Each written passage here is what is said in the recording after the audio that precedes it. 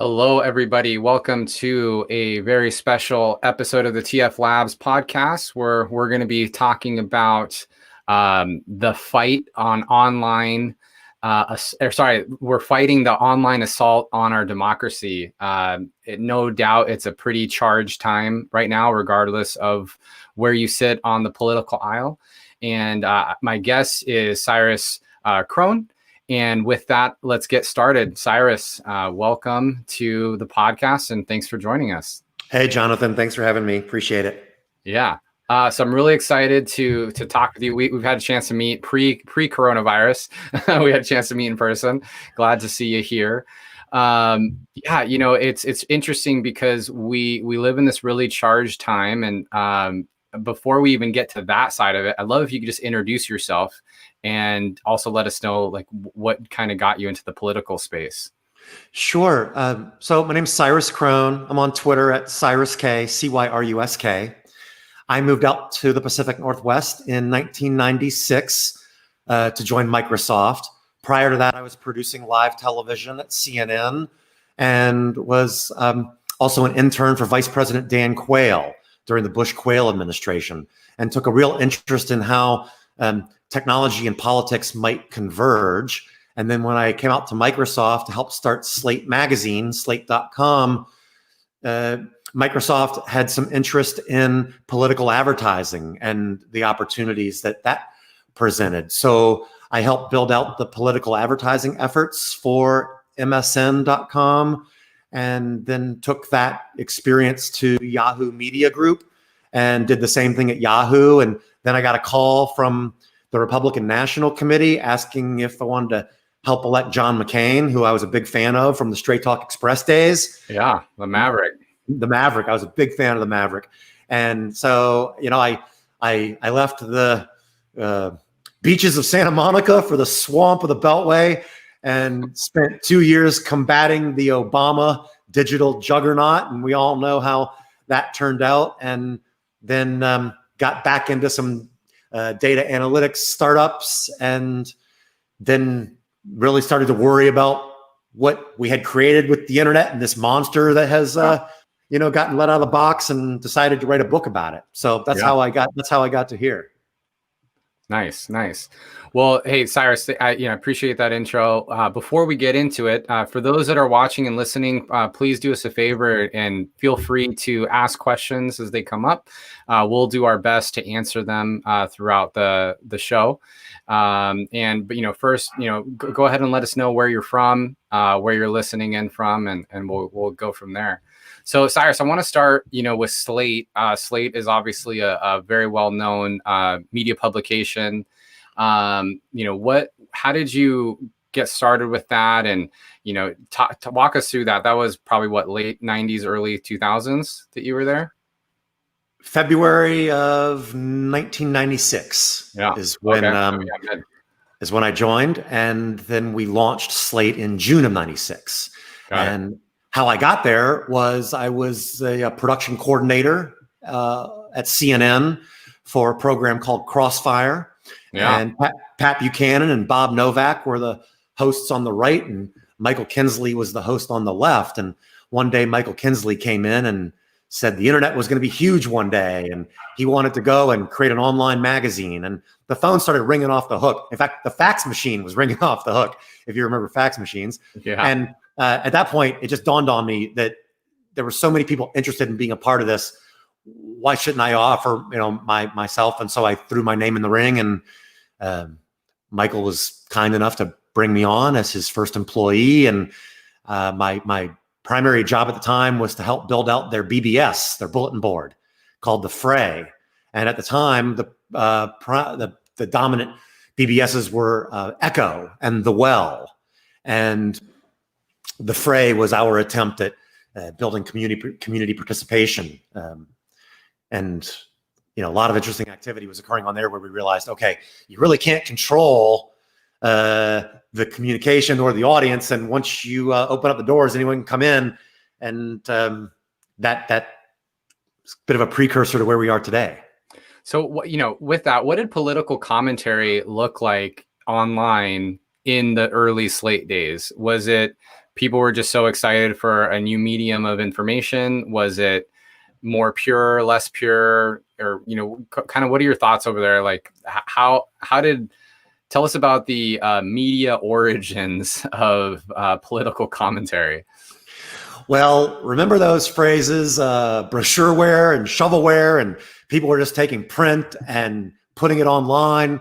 We didn't want to be that product. So we were creating original journalism for the medium, testing new things, using some of the experiences from Crossfire to try to reinvent the idea of moderated television. So we had a feature called the Committee of Correspondence, where we had 4 individuals and a moderator come in, and it was a threaded discussion, and that would take place over the course of time. We tried our hand actually at creating a print product off of the web, the opposite of what everyone else was doing, and struck a deal with Starbucks. We were the first print product to be distributed in Starbucks stores.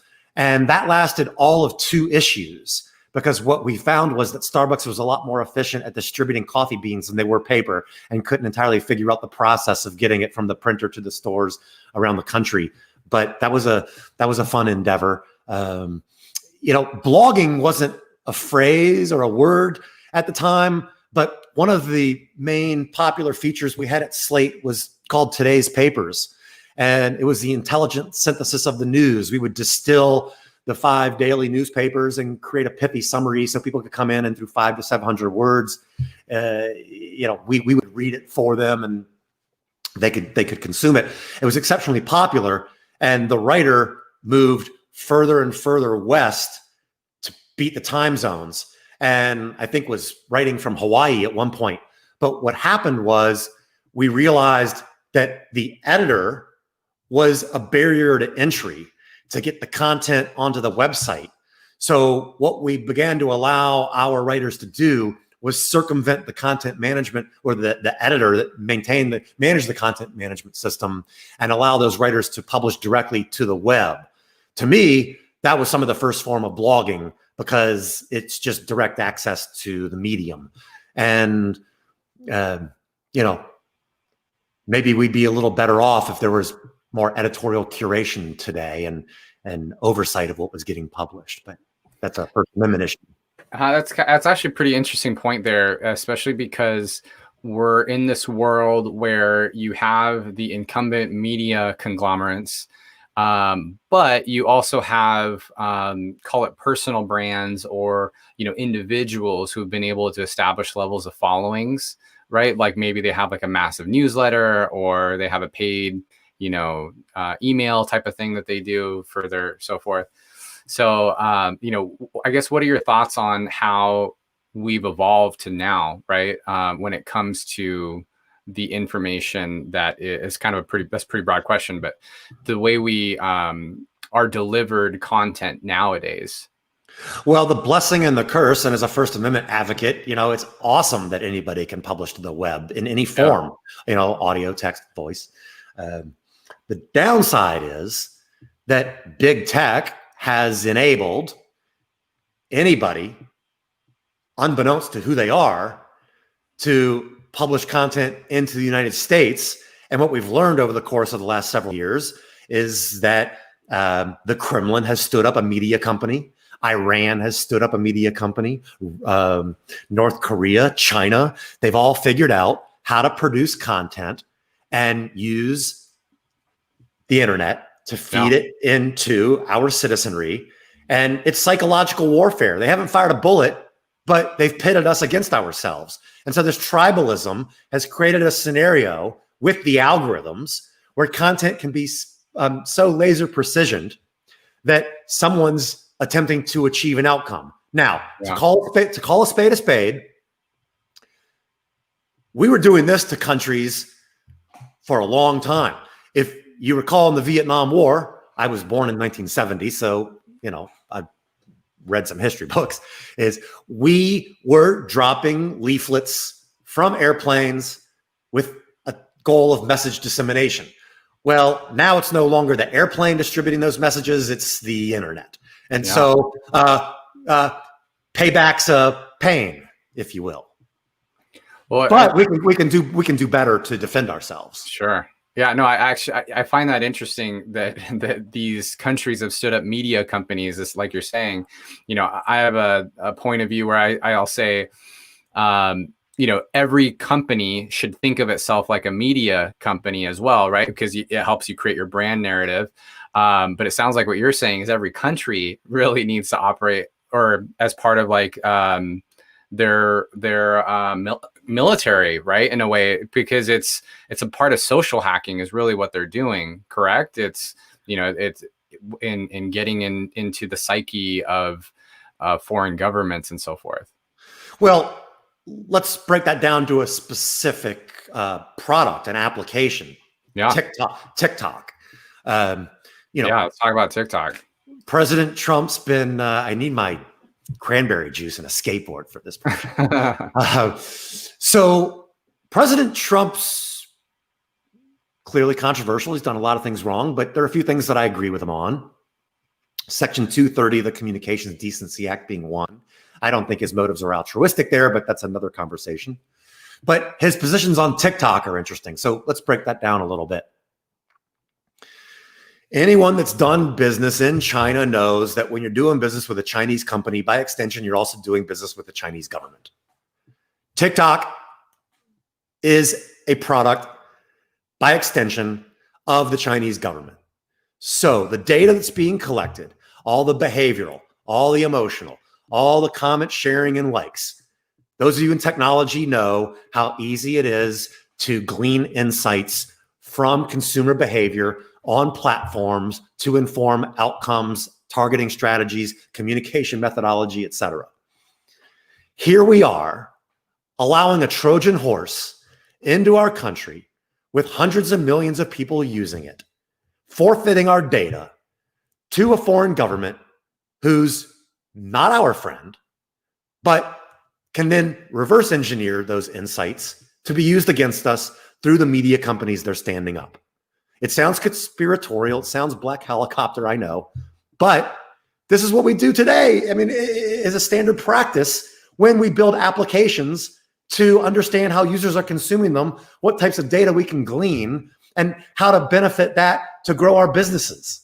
So if you think that it's not happening elsewhere or other countries are penetrating us with that intent, I think you're sorely mistaken. Yeah. And what's been really interesting for me to see and on the TikTok side is it's really interesting to see how people think about when it comes to incentives, right? Like what I always like to say is like, hey, we're all driven by incentives, and usually our incentives is what drives our behaviors and our positions. And so, the Chinese government is notorious for not allowing certain U.S. businesses, technology companies into the country. Or if they do, they get full carte blanche access, to the information it provides.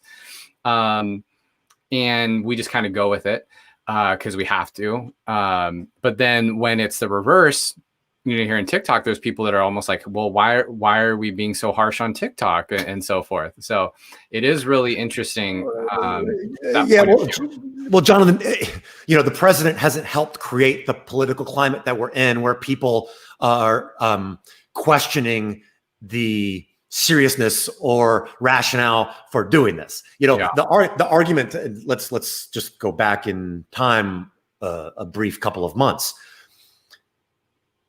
When that whole thing happened where the Trump rally was sparsely attended because people were saying TikTok was being gamed to use for ticket purchases, and it was gamification of a presidential campaign event. And then a couple of days later, the president comes out and says, well, we have to ban TikTok. What do you think that looks like to the general population? Yeah, he's upset because the news cycle was, he got gamed by TikTok. And so anything that he says seriously about TikTok can't be taken seriously because of the environment that he's created for himself. So I don't discount the fact that people think that, he's doing this out of spite or anger for what happened, but that's not the real story. And we should look more seriously at what really is going on behind the scenes and, peel back the layers of data insight collection via TikTok and look at it through that lens. But that conversation is not taking place. But TF Labs is doing its job. Thank you very much. Yeah, definitely. Well, I want to open it up to the comments. So we have a few people listening. Thank you for listening. And, please feel free to add some commentary and ask questions as they come up. Thanks to those who are in the chats right now. So Cyrus, I'd love to get into your book, Bombarded. We're talking about the fight on the online fight of democracy. And it really does feel that way.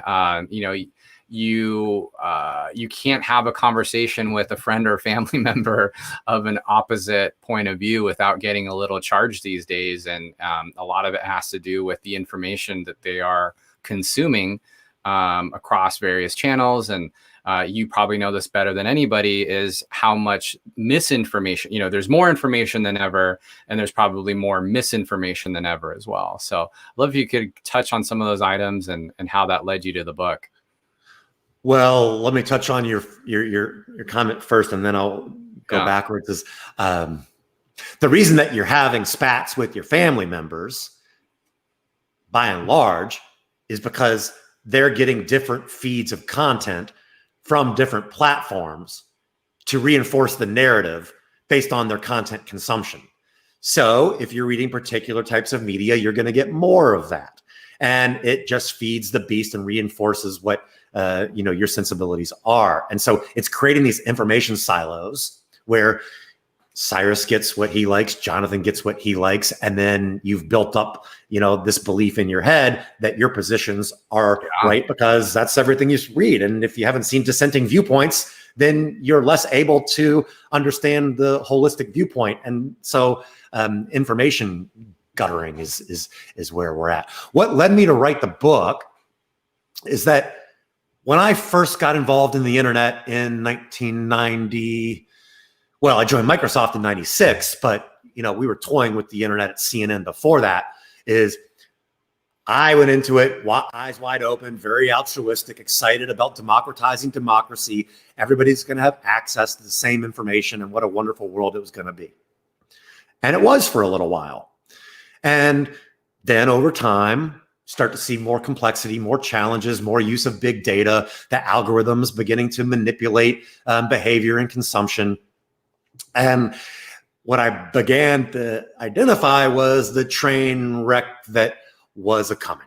In fact, about 20 years ago, based on what I saw with the efficacy of online advertising, predicted that political advertising was going to get so bad it was going to create an environment not unlike we're in today. And The Guardian wrote an article about that, about some of my predictions from 20 years ago.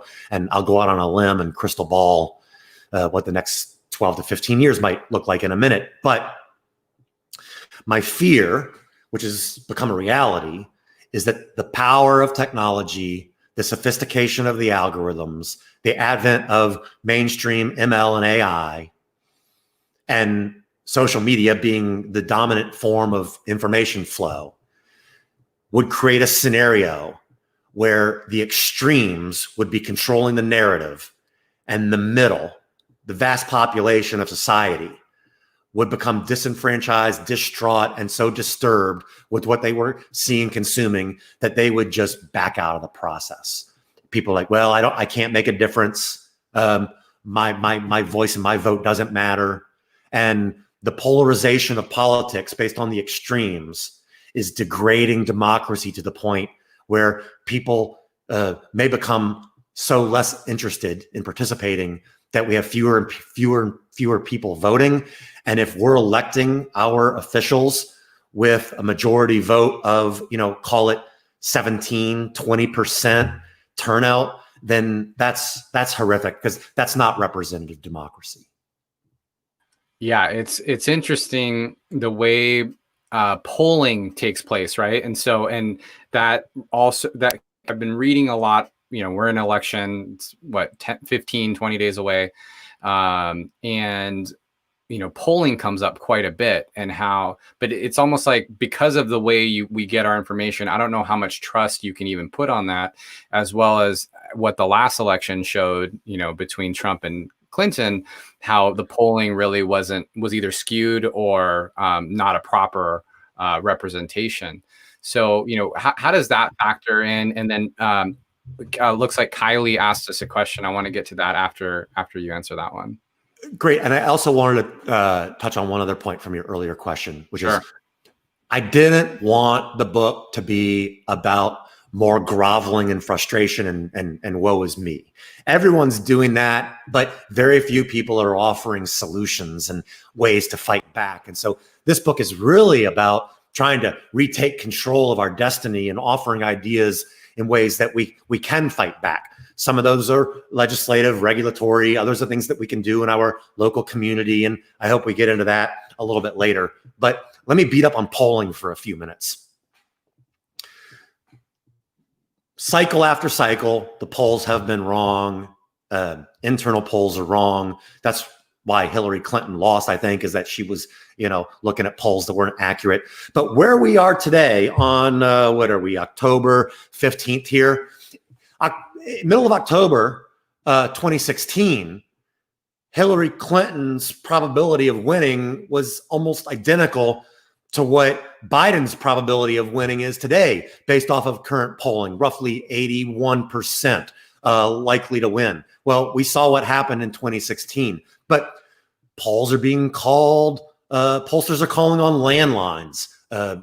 So few people have landlines these days that the completion rate on those calls is really bad. People are getting bombarded on their cell phones. And that sounds silly to call landlines. Well, you go to I'll tell you what, if you really want to experience this for yourself, go to your local officials or state representatives campaign and tell them you want to go in and volunteer and watch what happens. Actually, I don't know how that's going to happen with the virus, but what you used to do is go in to a location and they give you a script with some phone numbers and you're just dialing for support, and you maybe get one completion every 20, 25 calls. Now through VoIP, they can actually pass those numbers to your machine and you can make those calls from your cell phone, but completion rates are still really bad. And now with peer-to-peer text messaging, the new approach to communicating, people are getting bombarded on their cell phones. And so they're doing less engagement on the device. People are being given false incentives to respond to polls. In some cases, you get a couple of frequent flyer miles for responding to a poll.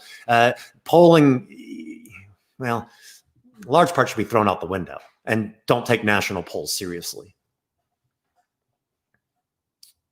That makes a ton of sense. I want to get to Kylie's question because I hope she's still listening. And we were talking about this before we started recording. So she goes, what about big tech suppressing a recent breaking story because it was harmful to the election? Is that election interference? So she's referring to the Hunter Biden stuff, and New York Post had something there. And then Twitter basically said, hey, we're not going to allow this to be posted. Why don't we take a minute or two for your audience, who I presume everyone's familiar with it by now, but if not, this all broke last night. Yeah. It's this New York Post article that had reports about Vice President Biden's involvement and his son with Burisma, and that story gaining, new steam. Facebook and Twitter both determined that it may be misinformation, and so they suppressed the article from appearing on their platforms. Twitter, in fact, blocked the New York Post from tweeting. And then everyone was up in arms because the tension right now is, so great during this campaign. And then Jack Dorsey, the CEO of Twitter, had to apologize for the poor communication out of his company, explaining the rationale for why they prevented that article from appearing. Facebook and Twitter came at it with two different approaches. Facebook said they were pulling it down until their fact checkers could research it and verify the accuracy of the piece. Twitter said that they pulled it down because it contained personally identifiable information, PII. The leaked data had people's email addresses in it, and that infringed on their policies, so they removed it. Well, there was an easy way to address that, which was just go back to the source and ask them to black out the PII or do it themselves, and that would have passed muster. But after Dorsey's apology this morning, he did exactly this, or the company did exactly the same thing when they shut down the House Judiciary Committee's Twitter account. And I think if we learned anything from the Bill Gates Microsoft experience, is don't poke the government bear. And that's exactly what Jack Dorsey did. And I believe Senator Ted Cruz has already subpoenaed him to come testify in Congress as to why they did what they did. So recommendations for tech CEOs is, maybe respect the government a little bit more when you're in these difficult times. But what it really says to me is we need to address Section 230 of the Communications Decency Act and determine whether or not big tech should be treated as a publisher. The regulation says that they're a utility and information flows through them. And as long as it's a third party, then they're not liable as to what flows through their networks. Well, Twitter and Facebook and other social media companies have begun to act like publishers because they're making editorial decisions as to what does or doesn't go onto their platforms. Facebook has hired humans to come in and curate and edit content. And Twitter has humans that are making decisions, and people will argue subjectively about what should or shouldn't be banned as the post or the handle itself. So, I think we need to take a hard look at Section 230 and close that loophole and take big tech, to account. Yeah. Let's dig a little bit deeper real quick on the publisher side of things, right? Because it seems like the big tech companies have been able to skirt on both sides of that, of what fits their narrative at the moment in time. And you're right, is like, hey, like they're technically not producing the content, but they are curating the content, which publishers also, do, right? They curate that content. So, in doing so, what is their responsibility? If they are in fact a publisher, then that means that, where does that put them if they are in fact deemed a publisher versus how they currently view themselves of not being a publisher? Well, before I beat up on them more, let me give them some props. They've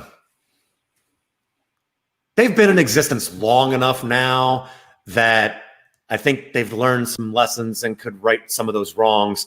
But by and large, the internet is still in its infancy, and we're making it up as we go along. We're figuring things out as they happen. And so I give them a little bit of slack, not a lot, but enough has happened now that we need to recognize there's a maturity to the medium and these companies that they should be doing a better job. But it's happening universally across all sides of the political aisle. Then policies get changed to adapt to those issues, and it's an evolving process. Let me give you a couple of examples.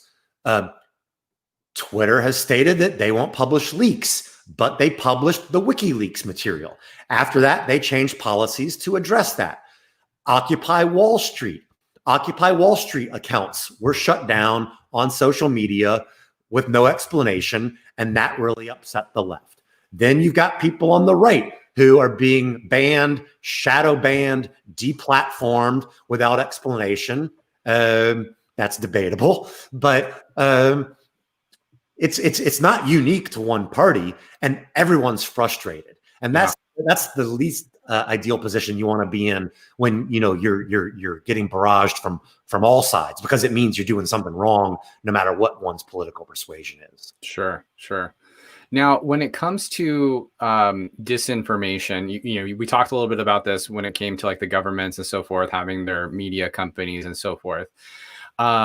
It seems like there's not only like a political win when opportunity, good or bad for humanity, but a political opportunity with this disinformation. But it also seems like there are monetary or, business opportunities in the disinformation, call it business. So I'm curious what's that look like? Or, I'm assuming there's even brands and companies that are starting to think about like, hey, like if this works in the political arena, how do we get this to work in the business arena with disinformation? Are you seeing anything on that, or do you know much about kind of that side of things? Oh, most definitely. And this is where the intersection of media, technology, and politics converge, is based off of your personal beliefs and technical prowess. You can make life very difficult for anyone. And, let's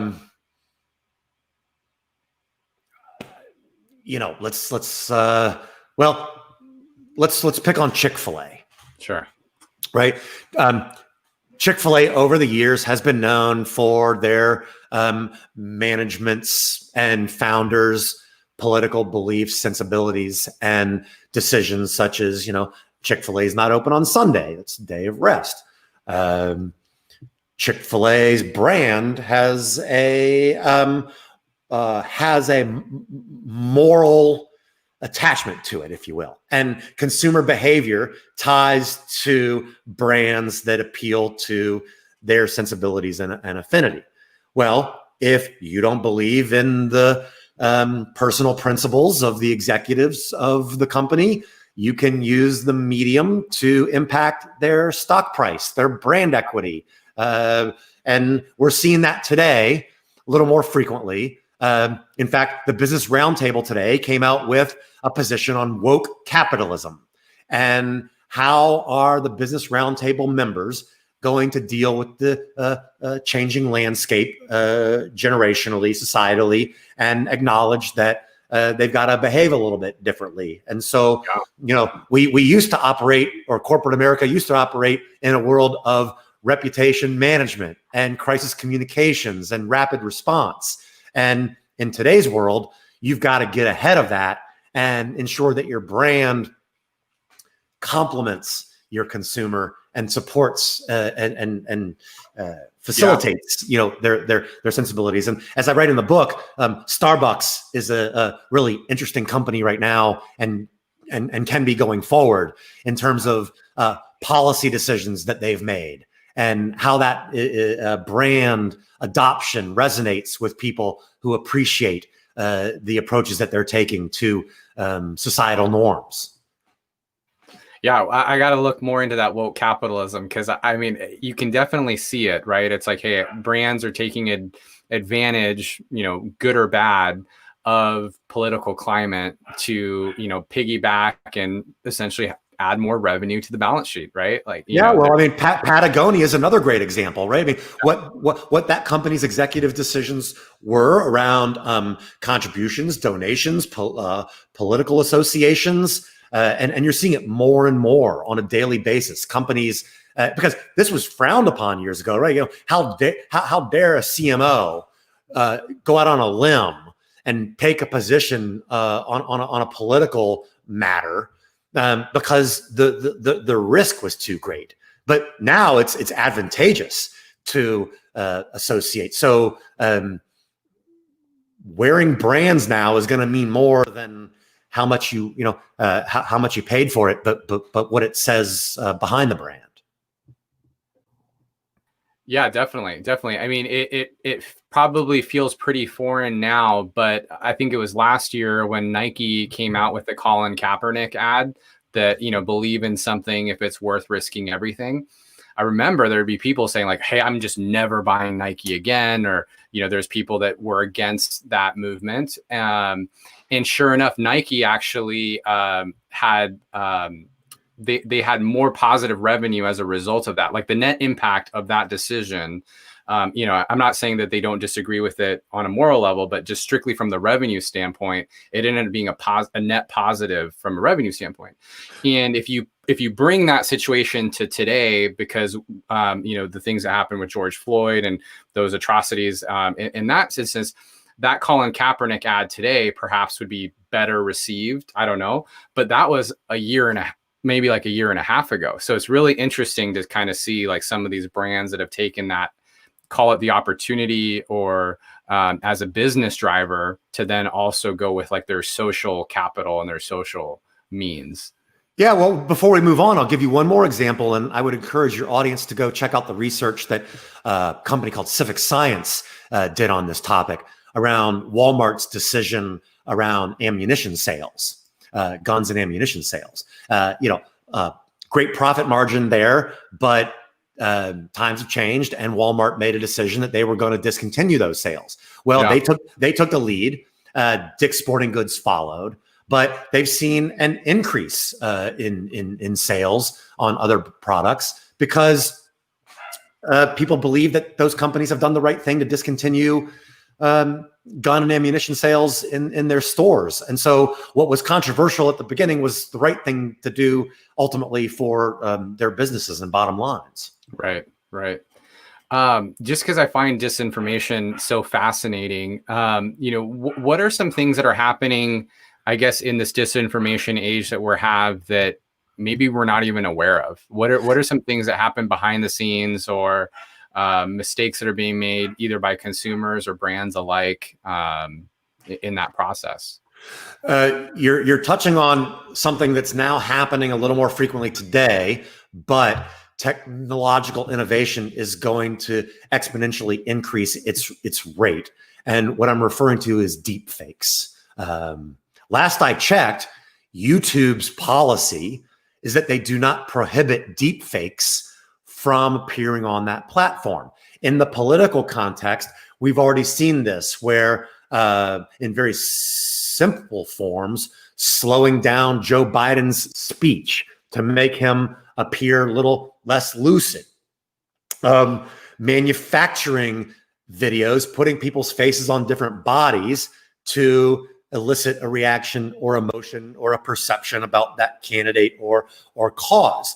Now, people are dabbling in that today, and there's actually some really fun stuff going on there, and it can be entertaining. But when it moves into government, democracy, and politics, that's where it gets problematic. As I talk about in the book, looking forward to the year 2032, 3 presidential cycles from now, that's only 2 Obamas and a Trump, if you want to condense it into that context, is we are just about to see the introduction of mainstream 5G rollout. Internet of Things is proliferating. Blockchain, which I know is important to you, is just around the corner. And so when you introduce faster, better, more sophisticated, that's going to be used for good and for evil. And my fear is that the evil applications of this are going to allow things like deep fakes to flourish, where you really don't know if it's President X or candidate Y saying or doing what is being presented. Augmented reality, a whole nother scenario. I mean, Pokemon Go meets politics. Imagine that.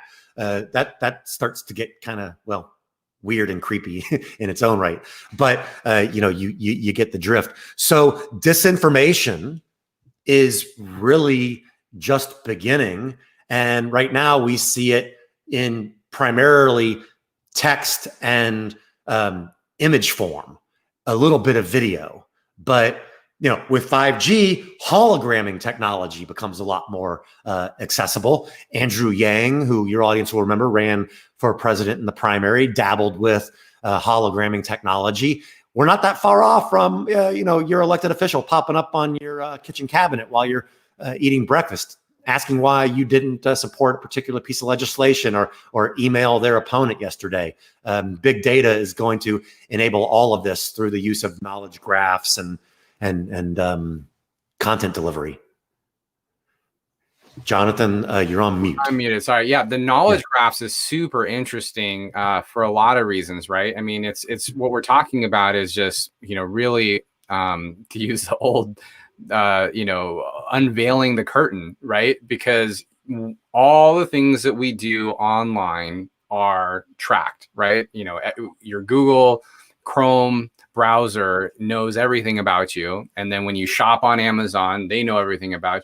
And so now when you start talking about like putting all those pieces together, and that's one of the reasons why Facebook has been such a monster in the advertising side of things, right? Is because they have this ability to create very, very unique audiences and segmentation like never before. And so, like you're saying, when that gets into the wrong hands, that becomes scary and interesting at the same time. And, foreign governments have been able to prey on it. Like you were saying, perhaps the US government has done that as well in other places. And then, as brands start to thinking about like, hey, when do they start, messing with that sort of thing? Well, let's talk about knowledge graphs for a second for those that aren't familiar with them. You can think about it as just a large database that has tentacles, and those tentacles are distinct pathways into your digital life. Well, complete life, because point of sale data can be appended into a knowledge graph. But anybody can create a knowledge graph with a little bit of technical skill, and foreign governments are creating them. Corporate America is creating them, and it just allows for very rich, disparate data sets to be compiled into a 360 view of the individual. When I said knowledge graphs are easy to create, the plumbing is not that difficult. The data that goes into it is the hard part, but it's not that hard because, as everyone knows from all of the recent hacks of very large companies, Equifax and others, the data that's flowing on the black market only requires money to procure. So you want to go buy a database of 300 million Americans with 4,000 attributes per person? Well, have at it. Go on the dark web and buy it. All it's going to do is, cost you. Populate that into your knowledge graph. Find an application like TikTok to then feed it with new dynamic data and grow the graph. And there you have it. You've weaponized the web. So when you pull open a browser and you start inputting things, recognize the risks. This is why I believe that a federal national data privacy policy is paramount.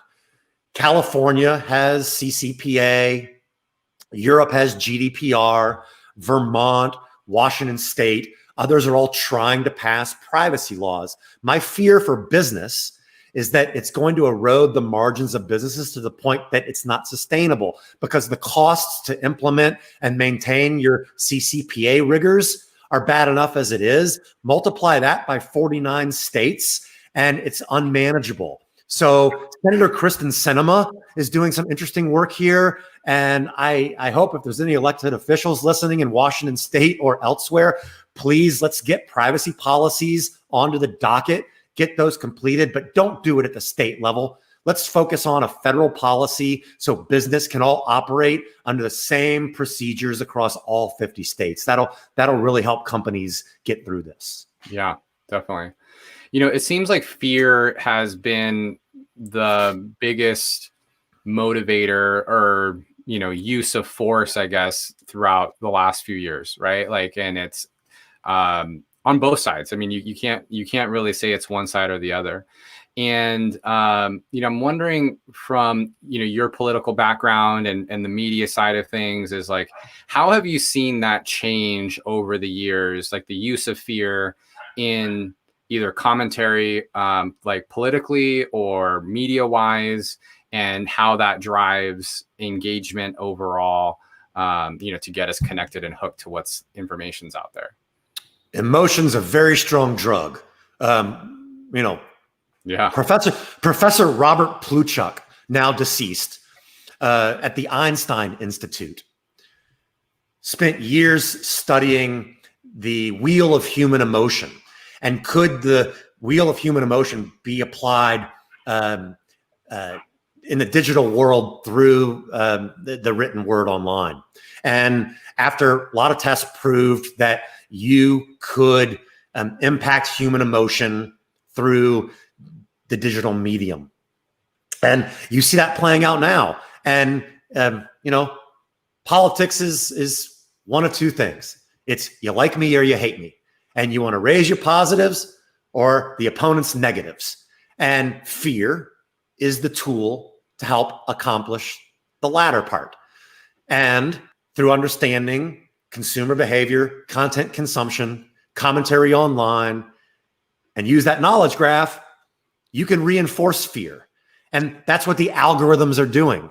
They're reinforcing fear by recognizing that you have a consumption point, which is a weak point or a strong point, depending upon where you're at with it. But doubling down on reinforcing fear is a great motivator for someone to participate or suppress their activity in the political process. So Randy had a question a little while back about the electoral college. He basically asked if what your thoughts are on getting rid of the electoral college vote. I want to expand on that a little bit and more. Well, the answer is no. Yeah, and it's more about like, what are your thoughts on, call it legacy or older laws, ways of governing, etc., and how they've been able to evolve into the present day as a result of the way we consume media. Like, meaning, like, is the way that we govern outdated based off of how the internet has advanced over the last, 10 years even? I believe that within Washington, D.C., at the federal level, the legislative body doesn't have enough technical prowess to understand what's happening. Yeah. And there are people that could help with that. And there are people who are, but it's a lot more exciting to go get a six-figure salary in the tech sector than, work on the Hill. This problem is going to be solved actuarially. We have a legislative body who didn't grow up in the medium and learn it through what they're instructed. And you can see that just through congressional testimony when Mark Zuckerberg goes in front of Congress, the questions that he's asked. I was going to bring up that same thing. are so naive and myopic. But what it suggests to me is that the aides don't even really know what they're asking, because those questions are coming from the aides. And so the legislative assistants that are feeding their bosses these questions that make them look foolish are just exacerbating the problem. Now, to just some practical day-to-day scenarios, and maybe the virus has helped in this regard. Why should you have to be in the physical halls of Congress to cast your vote? I understand that security is a concern, and being physically present prevents security risks. But if 10 members of Congress are subjugated to their living rooms because they're in quarantine, government can't just stop functioning because you're in your 14 days. So modernizing voting is something that I feel really strongly about, and I think that could help government. How do we distribute the ballot? I think we could ease into ballot distribution through a one-way mechanism, and then you authenticate it when it's returned. I think that we're seeing interesting approaches to mobile voting with the disabled and military overseas, and how they get and distribute their ballot. But remember, there are millions of individuals in America that cannot cast their ballot through a mail-in ballot for whatever disease they have. And there are electronic means of supporting those individuals' votes. And so I think there are 30 states in the country that are currently supporting some form of electronic voting to today. Yeah. So, there are advancements taking place. Yeah. Yeah, I mean the mail-in ballots has been a contentious issue, right? With these elections recently, and it seems pretty archaic to think that there's only this one way to vote, right? We all have a mobile device. We all do things that have very high security authentication on daily basis, but we need to like pen and paper, send something in the mail or physically go into a place. So, yeah. Well, John, let me float an idea for you and your audience, just to gauge the reaction, because I've been tinkering with this idea in my head the last little while. Is, when you go to an ATM machine, you got to punch in your ATM code for the money puker to spit out the cash. Yep. What if we, as every citizen of the country, had a known digital citizen code, a KDC code, if you will. And that KDC code is what you had to punch in before you could post on social media. You could still maintain your anonymity through a pseudonym, but once you begin to cross the line into illegal, illicit activity, Apple has in the past prevented law enforcement from, breaking into phones to identify illegal activity. Well, what if the mechanism for that was that you had your KDC code, you had to punch it in to comment? Wouldn't that subconsciously make you think twice about saying or doing things that you knew if something had to get tracked back to you, that you might not do it, or train us a little bit more? But here's one more point in this, is that here's the rub, and where it begins to get problematic for me, but I still think it's a decent idea. Is it's the equivalent of every citizen having an ID card. And that ID card is already controversial. Should you have an ID card to vote? Should you have an ID card to drive a car? Well, it's a political debate about who is a legal citizen and what documentation do they have to be a citizen of this country.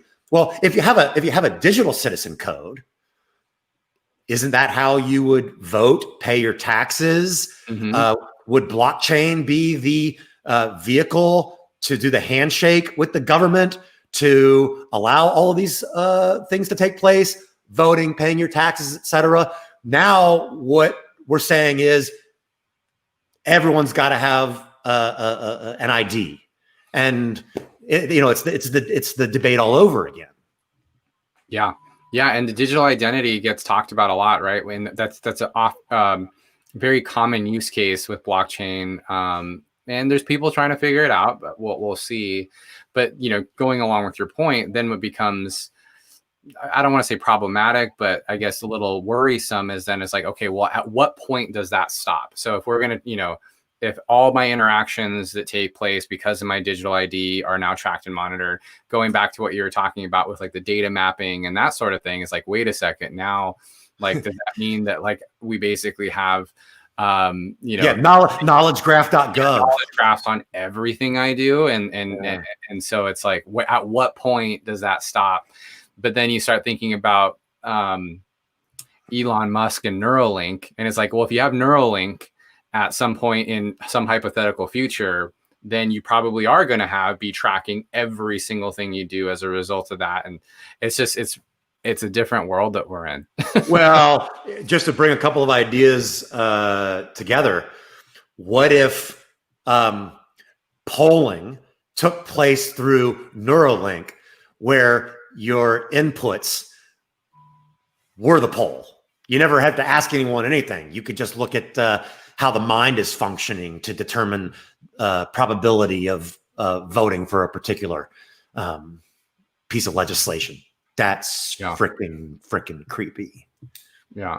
And scary and possible. Yeah. Yeah. No, it is. Randy says, you want full control of everybody by the sound of it. No, definitely not. We're just kind of more just describing how it does happen, right? That's not necessarily what we want, but that's unfortunately the way things are moving and work towards. And on that, I don't know how, like, if everything is a natural evolution of itself, it's like, what stops it, right? Like, do we have to have a blackout? And so, technology just basically paralyzes. But, over the course of time, everything has just evolved and just gradually progressed. Let me address Randy's question because it's a real conundrum and I wrestle with it every night. And this is my control too. It's just you say you want full control over everybody. It sounds of it that creates a dictator-controlled country, not a free country. I agree with you, Randy. Like, yeah, you don't want full control of the people. That doesn't sound like a very fun existence. No, and if this is my buddy Randy from Amazon, what's up, Randy? So here's what I would like to see full control of. Our own country and what, as Americans, we allow into our communication flow. Because as mentioned earlier, when your enemies, Russia, China, North Korea, Iran, are standing up media companies to battle us, which is what they are doing, and they're doing a very effective job at it, regrettably. Look at the tribalism that's been established through not only our own media, but media that's been disseminated from foreign entities. That we should have more control over, and that we should prevent from happening. Because if you want to look at it from a national security standpoint, we are in an information warfare state, and we can control that to a certain degree. Yeah, no, it's wild. Well, Cyrus, I feel like we could talk all day. This is a great conversation. We're definitely going to have to do this again. I want to have you back on the show post-election and kind of like we can talk about what happened, whatever happens. Oh yeah. Hey, let me just on that point, because you and I are here in Washington State. Yep. We know that from past experience, we're not going to know in all probability, unless it's a blowout on either side, we're not going to know the victor of the election for several days, if not several weeks, as people are figuring out mail-in balloting for the first time. So my plea to everyone watching is just be patient, stay calm, know that from experience here in Washington State, it's going to take 3 to 5 days before we know the results. And don't go battling your neighbor. Just take a deep breath and let's let democracy take its course. Yeah, I think that's a good point there. Cyrus, so I ask this question to every person I interview, and that is, what's a question that you have for me and for our audience that you'd like us to think about as we go about our day and throughout these next few weeks? George Gilder believes that blockchain is going to change everything, and that within the next 10 to 15 years, blockchain will permeate every facet of our life. Do you agree with that? I think I don't agree with that. No, I do think, and I'm curious what other people think. What I think is that the blockchain as a call it a subject matter does. And so what I mean by that, so yes, I agree with it, depending what your definition of blockchain is. If it's a true definition of blockchain, 100% no. If you're saying like, hey, we will do things that mimic or take the best elements of blockchain to fit our physical need or what we need, 100%, right? And my belief on that is simply that when you build technology, your biggest objective is to answer your business requirements and your technical requirements. And so it doesn't matter, what amazing technology is out there. It matters that you solve your business and your tech requirements. So I think a lot of people interchange blockchain with other things. So yes, I think the principles of it, like distributed ledger technology, or things like encryption and things like that, 100%. But it won't be like a Bitcoin blockchain or like this decentralized everything thing. It doesn't make sense from a business perspective for, someone to give up financial.